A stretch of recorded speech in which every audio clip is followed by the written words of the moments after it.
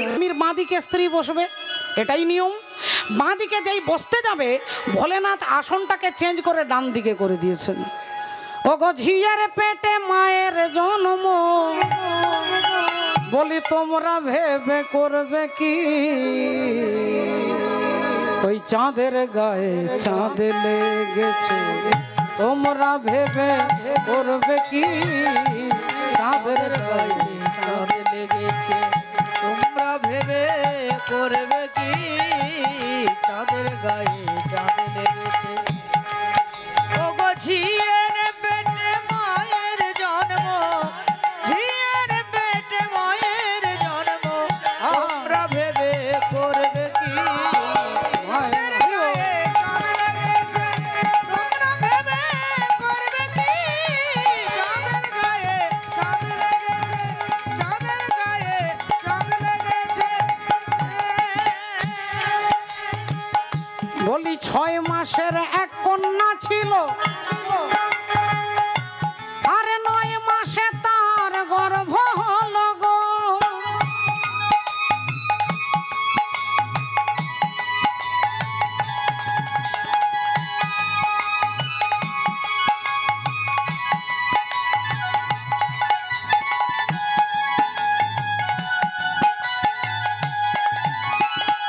বলি 11 মাসে 3টি সন্তান, ও গো 11 মাসে 3টি সন্তান, ও গো 11 মাসে 3টি সন্তান।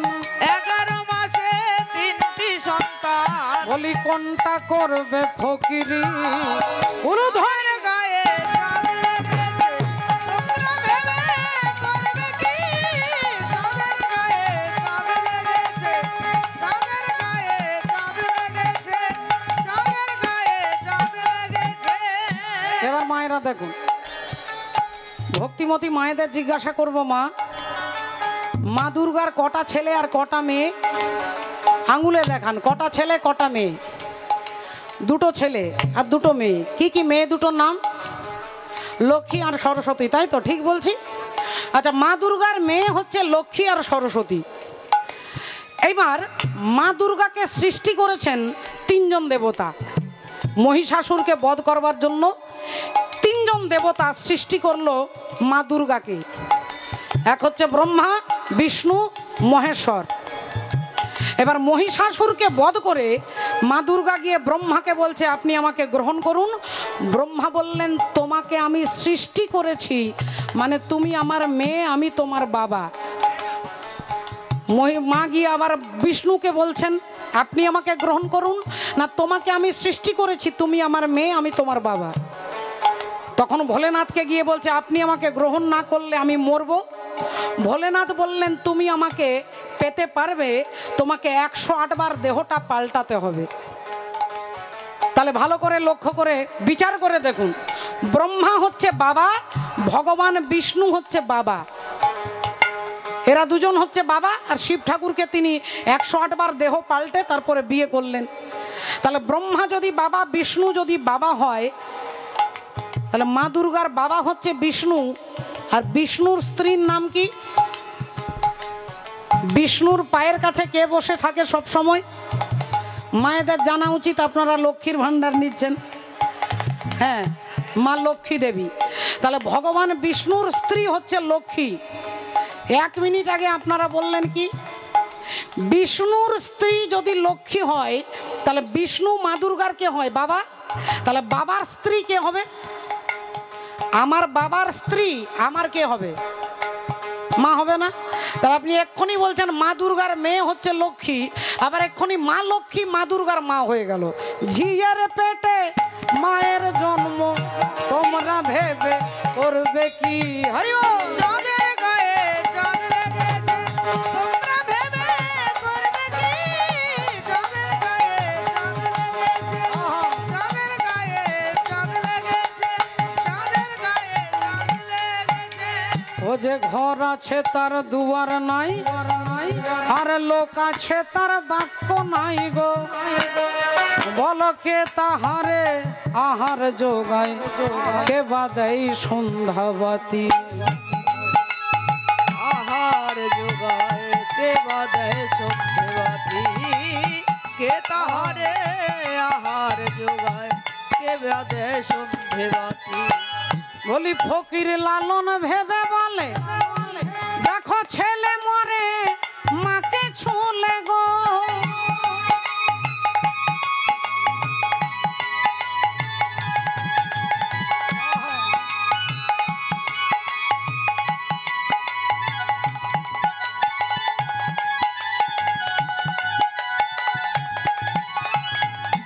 ছেলে মাকে ছুঁয়ে দিলে মরে যায়, অথচ মায়ের কোলেই ছেলে থাকে, মায়ের কোলে ছেলে খায়, মায়ের কোলে ছেলে হিসি করে ঘুমোয়, অথচ এখানে বলছে ছেলে মরে মাকে ছুলে।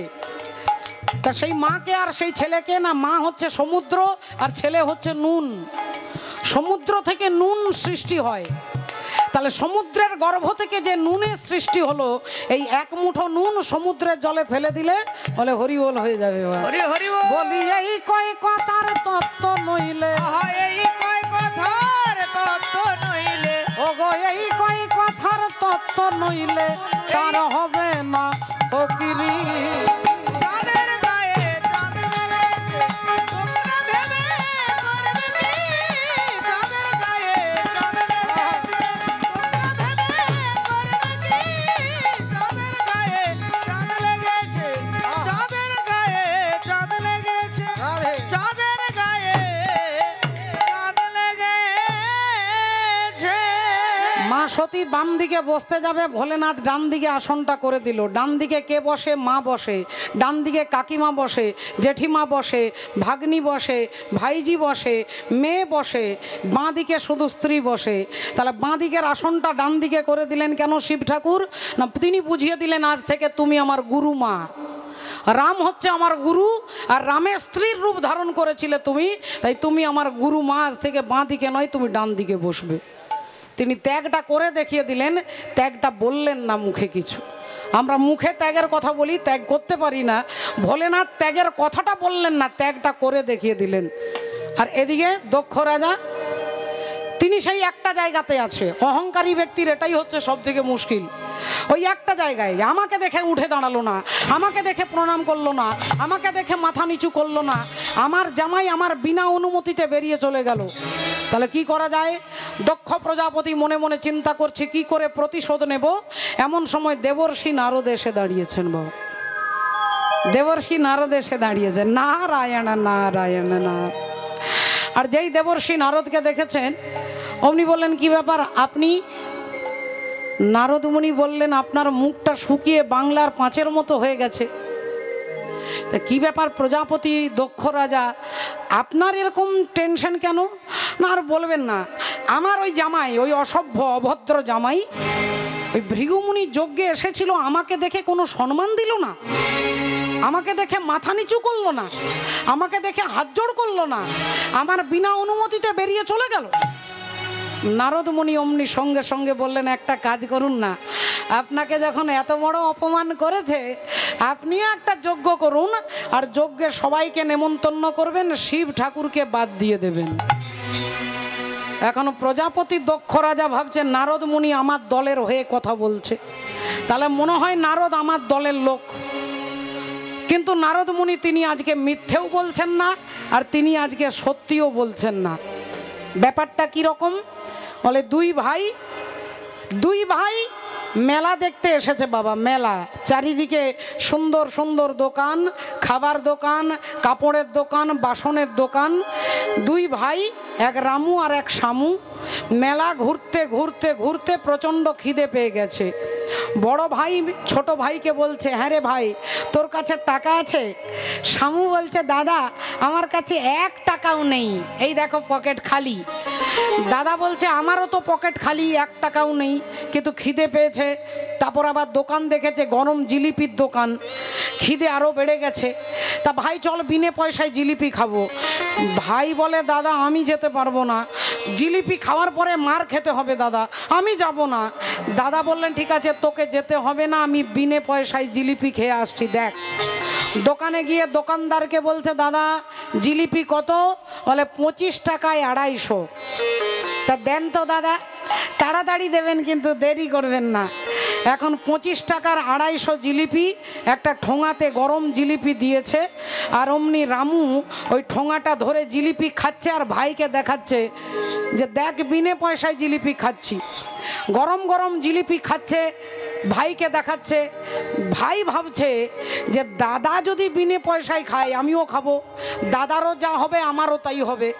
এখন 10 মিনিট পরে ছোট ভাই এসেছে, দাদা জিলিপি কত?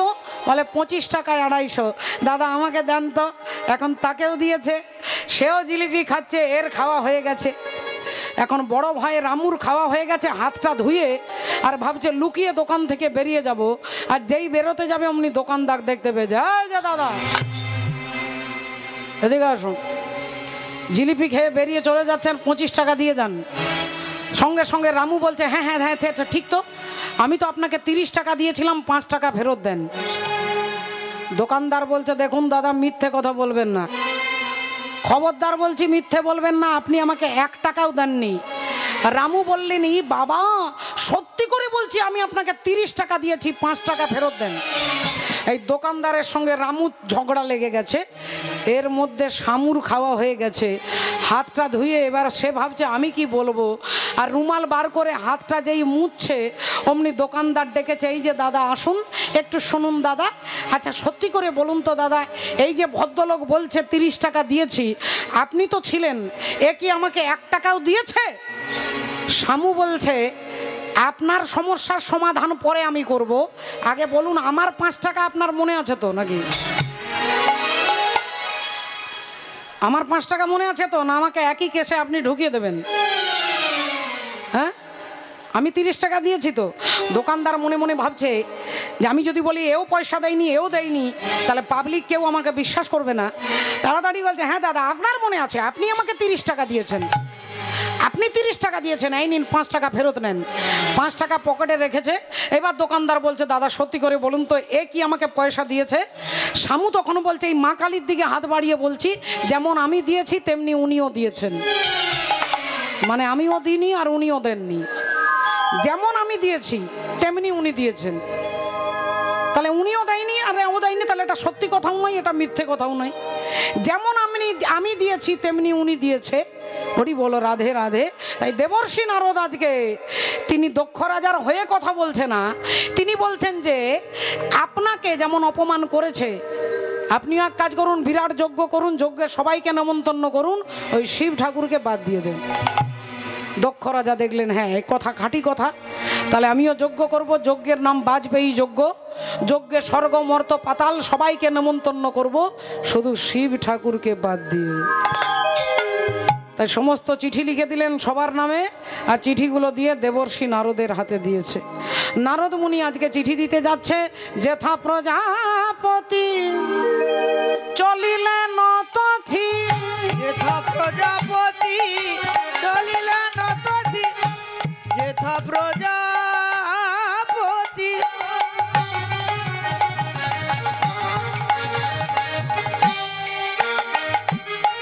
চলিলেন তথি, আজ বিনা যেথা প্রজাপতি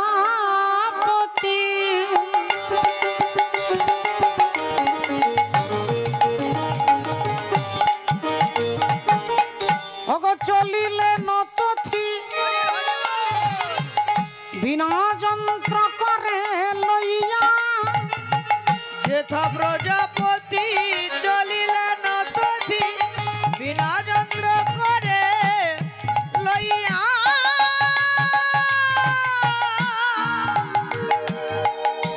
বিনাই তান ধরি সবে মুগ্ধ করি, বোম পথে চলে ধাইয়া, বিনাই তান ধরি সবে মুগ্ধ করি, বোম পথে চলে ধাইয়া, রাধে তান ধরি সবে মুগ্ধ করি, বোম পথে চলে ধাইয়া, সদাই হরি হরি হরি বলে, হরি হরি হরি বলে, হরি হরি হরি বলে, ও যে ভাবি হিল্লোলে হেলে দুলে হরি হরি হরি বলে ও যে ভাবি হিন্ডলে হেলে দুলে হরি হরি হরি বলে ও যে ভাবি হিন্ডলে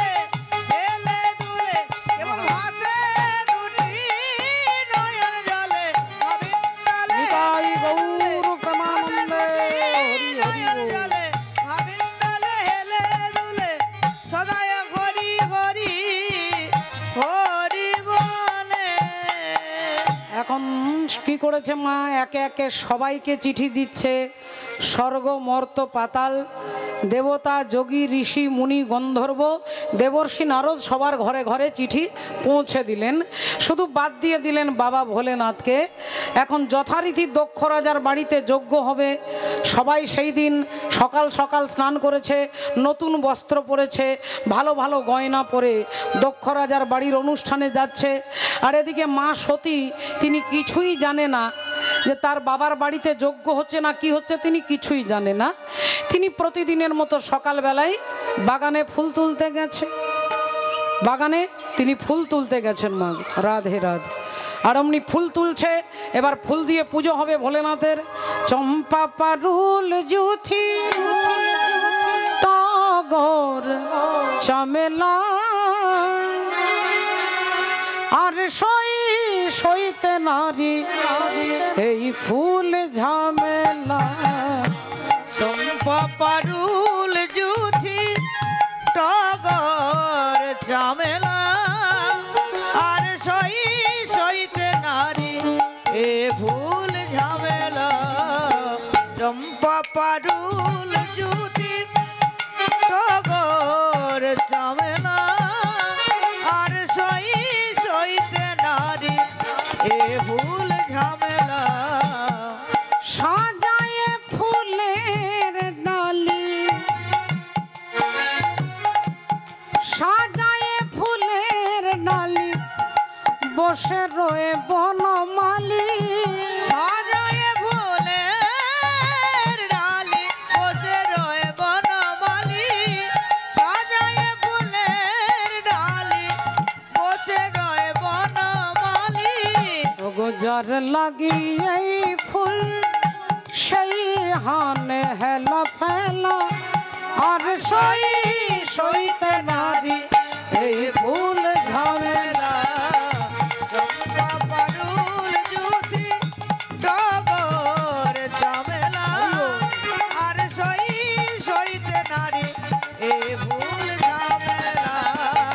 চম্পা পারুল জুথি টগর ঝামেলা আর সইতে নারী এ ফুল ঝামেলা। মা সতী বাগানে ফুল তুলছেন। এক একজন দেবী এক একজন দেবতা নিজের নিজের রথে চেপে ওপর দিয়ে যাচ্ছে দক্ষ রাজার বাড়ি। একজন দেবী বলে উঠল, কিরে এই সতী, আরে এত সকাল হয়ে গেল তুই এখনো ফুল তুলছিস? তুই এখনো কাপড় পরিসনি? এখনো মাথা ভালো করে বিনুনি করিসনি? তুই এখনো সুন্দর করে সাজিসনি? তা তুই তোর বাবার বাড়ি যাবি না? মা সতী বললেন, বাবার বাড়ি কেন, কি হয়েছে? বললেন, আরে বাবা, তোর বাবার বাড়িতে বিরাট বড় যজ্ঞ হচ্ছে, সবাইকে নেমন্তন্ন করেছে, কেন তুই জানিস না? মা সতী বললেন, না না আমি জানি না, মনে হয় আমার স্বামী আমাকে বলতে ভুলে গেছে। এক কাজ করো, তোমরা যাও, আমি একটু পরে যাচ্ছি। এই মা সতী তাড়াতাড়ি ফুলগুলো এনে বাবা ভোলেনাথের চরণে দিয়ে বলে উঠলেন, আচ্ছা স্বামী, একটা কথা বলবো। কি কথা? বললেন, আমার বাবার বাড়িতে নাকি বিরাট যজ্ঞ হচ্ছে, আপনি জানেন? ভোলেনাথ তো মিথ্যেবাদী নন, তিনি বললেন, হ্যাঁ জানি। তাহলে আপনি আগে বলেননি কেন? আপনি আগে থেকে বললে আমি ব্যাগটা গুছিয়ে রাখতাম, আমি একটু তাড়াতাড়ি বেরোতে পারতাম। ভোলেনাথ বললেন, দেখো সতী, তোমার বাবার বাড়িতে অনুষ্ঠান হচ্ছে, কিন্তু সেই অনুষ্ঠানে আমাদের নেমন্তন্ন নেই। মা সতী বললেন, অসম্ভব, আমার বাবার বাড়িতে যজ্ঞ হবে, পুজো হবে, আর আমার বাবা আমাকে নেমন্তন্ন করবে না? এ হতেই পারে না, এ হতেই পারে না, কোনোদিন সম্ভব নয়। ভোলেনাথ বললেন, দেখো তোমার বাবা আমাদেরকে নেমন্তন্ন করেনি। সতী বললেন, কেন? কি এমন হয়েছে? এবার বাবা ভোলেনাথকে বলতে হবে সেই কথা যে ভৃগুমুনি যজ্ঞে গিয়েছিলাম, সেখানে আমি চোখ বন্ধ করে গোবিন্দের ধ্যান করছিলাম। তোমার বাবাকে দেখে হাত জোড় করতে আমি ধ্যানের মধ্যে ছিলাম, আমার মনে নেই। তোমার বাবাকে দেখে উঠে দাঁড়াতে আমার মনে নেই। তাই তোমার বাবা ভেবে নিয়েছে আমি ওনার শত্রু। তোমার বাবা ভেবে নিয়েছে আমি ওনার শত্রু। রাধে রাধে। মা সতী বললেন, আচ্ছা তাহলে আমার বাবা নেমন্তন্ন করেনি বলে আপনি যাবেন না? শিব ঠাকুর বললেন, বিনা নেমন্তন্নে 3 জনের বাড়ি যেতে হয়। 3 জনের বাড়ি আপনি বিনা নেমন্তন্নে যেতে পারবেন। আমার কথা নয়, শাস্ত্রের কথা। এক হচ্ছে গুরুর বাড়ি, এক হচ্ছে বন্ধুর বাড়ি, এক হচ্ছে হিতৈষীর বাড়ি। এই 3 জন ব্যক্তি যদি আপনাকে নেমন্তন্ন করতে ভুলে যায়, আপনি নিশ্চয়ই যাবেন, তাতে তিনি বেশি খুশি হবে। কিন্তু যদি নেমন্তন্ন করতে ভুলে যায়, ভোলেনাথ বলছে তোমার বাবা আমাদেরকে ভুলে যায়নি, তোমার বাবা আমাকে ইচ্ছে করে বাদ দিয়ে দিয়েছে। মা সতী বললেন, ঠিক আছে আপনাকে যেতে হবে না, তাহলে আমি যাই। ভোলেনাথ বললেন, দেখো সতী, ওখানে গেলেই সর্বনাশ হবে, ওখানে গেলেই তোমার সর্বনাশ হবে, তুমি যাবে না। সতী কোনো কথা শুনলেন না। যে কাপড়টা পরেছিলেন ওই কাপড় পরেই সোজা বাপের বাড়ি ছুটতে ছুটতে যাচ্ছে।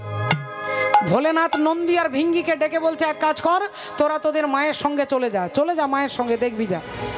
মা আনন্দে ভাবছে বাপের বাড়ি যাচ্ছি, বিনা নেমন্তন্নে যাচ্ছি, বাবা খুব খুশি হবে, বাবা আমাকে জড়িয়ে ধরবে, বাবা আমার মাথায় হাত দিয়ে আশীর্বাদ করবে। এই ভাবতে ভাবতে এত গয়না বেটি কোথায় পেলি গয়না, এত গয়না বেটি কোথায় পেলি গয়না, বেটি কোথায় পেলি গয়না, বেটি কোথায় পেলি গয়না। ওগো শৃঙ্গির ওপর ভৃঙ্গি হয়ে, সিঙ্গির উপর ধিঙ্গি হয়ে, কেন বাপের বাড়ি চলে এলি গয়না, বেটি কোথায় পেলি গয়না, বেটি কোথায় পেলি গয়না, বেটি কোথায় পেলি গয়না। অবস্থা তোর আছে জানা,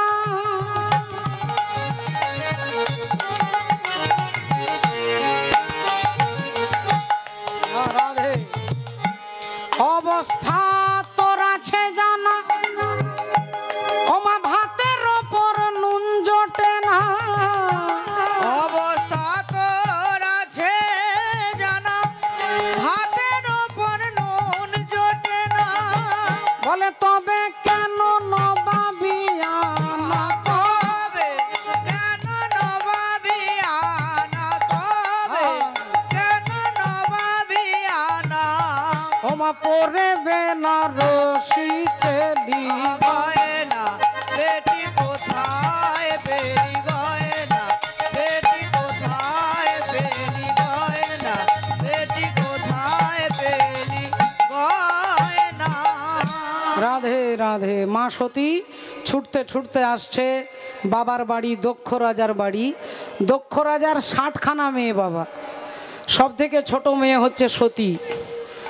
অদিতি, দিতি, অবিশ্বা, কাশ্যা, ক্রোধবসা, শৈলা, তাম্রা, পিড়ি, দনু, মুনি, সুরক্ষা, সরমা, কদ্রু, কলাবতী, কলা, কাষ্ঠা, কন্দলী, কালিকা, কলহপ্রিয়া, প্লমচা, রাসনা, সুখী, ভীষণা, ভূষণা, শ্রদ্ধা, লক্ষ্মী, ধৃতি, তুষ্টি, মতি, স্মৃতি, বসু, শান্তি, অশ্বিনী, ভরণী, কীর্তিকা, রোহিণী, মৃগশিরা, আদ্রা, পুনর্বসু, পুষ্যা, অশ্লেষা, মঘা, পূর্ব ফাল্গুনী, উত্তর ফাল্গুনী, হস্তা, চিত্রা, সাথী, বিশাখা, অনুরাধা, জ্যেষ্ঠা, মূলা, পূর্ব ভাদ্রপদ, উত্তর ভাদ্রপদ, শ্রবণা, ধনিষ্ঠা, শতভিষা, রেবতী, পূর্বষাঢ়া, উত্তরষাঢ়া আর সতী।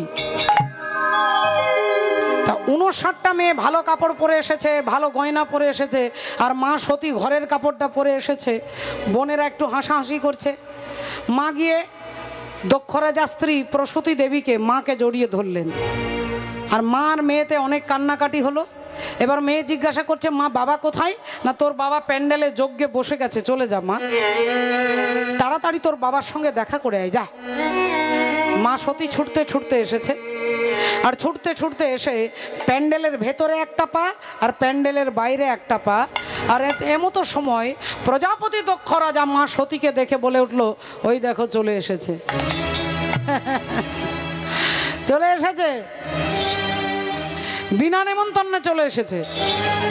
আমি জানি তো আসবে।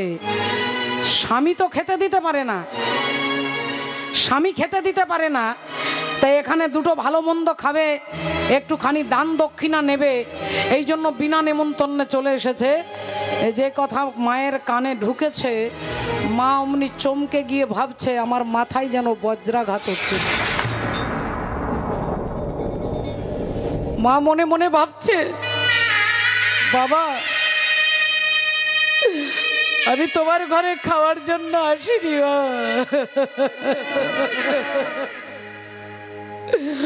তোমার ঘরে আমি আসিনি খাওয়ার জন্য, এই পেটের জন্য আমি তোমার ঘরে আসিনি। আমি তোমার কাছে জানতে এসেছি বাবা, যে যজ্ঞে তুমি সবাইকে নেমন্তন্ন করেছো, আমার স্বামীকে কেন বাদ দিয়ে দিয়েছো? আমার স্বামীকে কেন বাদ দিয়ে দিয়েছো? প্রজাপতি দক্ষ রাজা বলে উঠল, তোর স্বামীকে নেমন্তন্ন করব? তোর স্বামী অভদ্র, তোর স্বামী মূর্খ, তোর স্বামী ভদ্র সমাজে বসতে জানে না, ভদ্রলোকদের সঙ্গে কথা বলতে জানে না। মা সতী বলে উঠলেন, বাবা তুমি আমার স্বামীকেই চেনো না বাবা, আমার স্বামী হচ্ছে শিব, আর শিব মানে হচ্ছে মঙ্গল, শিব মানে মঙ্গল। আমার স্বামীকে বাদ দিয়ে দিয়েছ বলে তোমার এই যজ্ঞ অনুষ্ঠানে কোনো মঙ্গল হতে পারে না। শিব মানে যদি মঙ্গল হয়, এই নেবুখালী এই হরিবাসর কমিটির সদস্যদের জিজ্ঞাসা করুন, তারা প্রায় 4 মাস 5 মাস ধরে এই অনুষ্ঠানের জন্য তারা পরিশ্রম করেছে। তাদের পরিশ্রমের মূল্য আমরা কেউ দিতে পারবো না বাবা, তাদের পরিশ্রমের মূল্য একমাত্র পরমাত্মা ভগবান দেবেন। তারা দরজায় দরজায় ঘরে ঘরে গিয়ে রোদে ঝড়ে বৃষ্টিতে এই হরিবাসরের জন্য তারা পরিশ্রম করেছে। জিজ্ঞাসা করবেন তো যে দাদা আপনারা এত কষ্ট করেন কি জন্য করেন? বলে গোটা গ্রামের কল্যাণের জন্য, গোটা গ্রামের বাসীদের আনন্দ দেওয়ার জন্য। তাহলে আপনাদের কল্যাণের জন্য তারা এই যজ্ঞ করছে। তাই মা সতী বলছে যে আমার স্বামীকে নেমন্তন্ন করনি মানে যেখানে শিব নেই সেখানে মঙ্গল হতে পারে না, সেখানে শুধু অহংকার, সেখানে শুধু বৈভব প্রকাশ করা। তাই বাবা তোমার এই যজ্ঞ কখনো মঙ্গলদায়ক হতে পারে না, বেরিয়ে যা, তোর স্বামীর কাছে চলে যা, তোকে তো আমি ডাকিনি। বললেন বাবা আমি আমার স্বামীর কাছে যাব, কি করে যাব বাবা?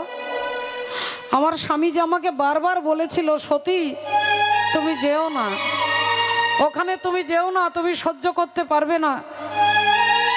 আমি স্বামীর কথা না শুনে চলে এসেছি বাবা।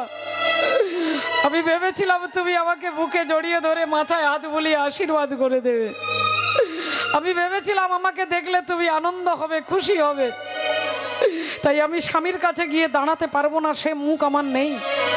আর আমি তোমার ঘরেও থাকবো এই ইচ্ছেও আমার নেই। তাই না পারবো তোমার ঘরে থাকতে, না পারবো স্বামীর ঘরে যেতে। তাই কি করব?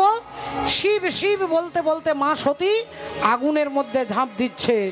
আজ শিব নিন্দা শুনে সতী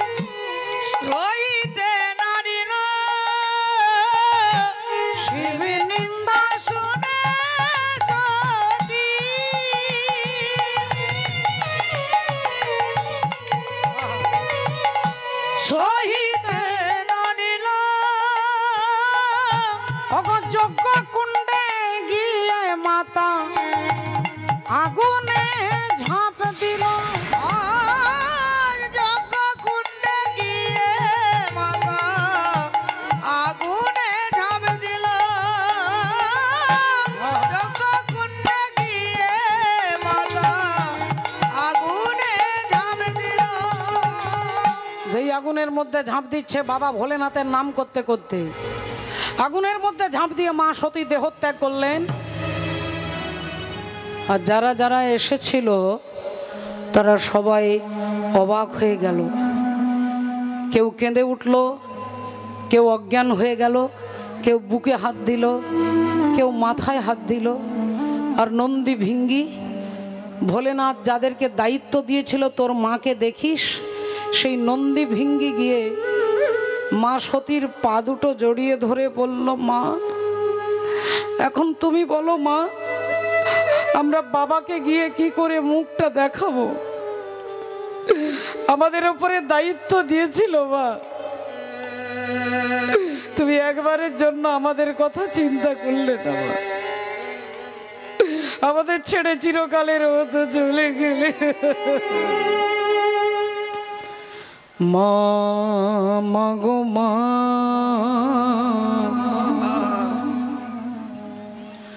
মা